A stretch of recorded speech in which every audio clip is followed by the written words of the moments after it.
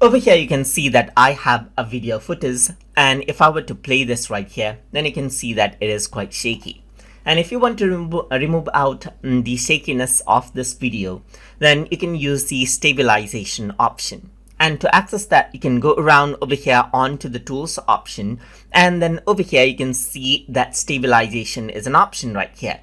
So once that is done, you can also go around onto the inspector right here, and here you can see that stabilization can be turned on or off from over here as well.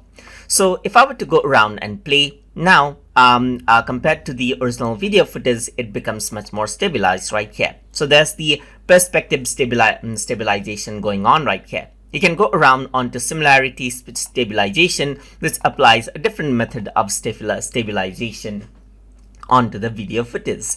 You can also go around and select translation right here. Let me just go to perspective and click on stabilize right here, and then it'll analyze out the video that you have right there and will apply the stabilization onto the video. So it does seem a bit zoomed in because it does go around to stabilize a video by cropping off some video areas. So you can see that it is much more smoother than what we started with right here, just like this. You can go around and use other algorithms according to how you want as well, and click on like stabilize right here, and then it'll analyze out the video right there, and then will apply out according to what you chose right here, just like this.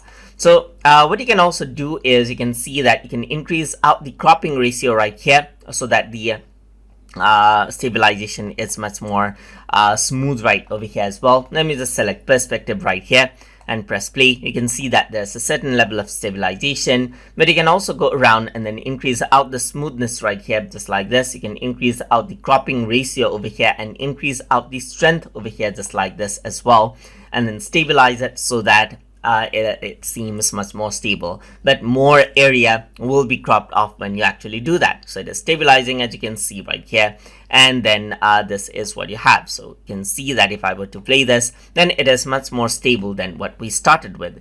You can also go around with camera lock right here, just like this, and stabilize over here as well. In that case, you don't get any of these options, so you can go around and play, and it tries to lock out the camera right here, as you can see, and the shakiness is reduced. And that is how you can utilize the stabilization option inside of Davinci Resolve. So I hope you guys learned something as always. And as always, please like, comment, share, and subscribe.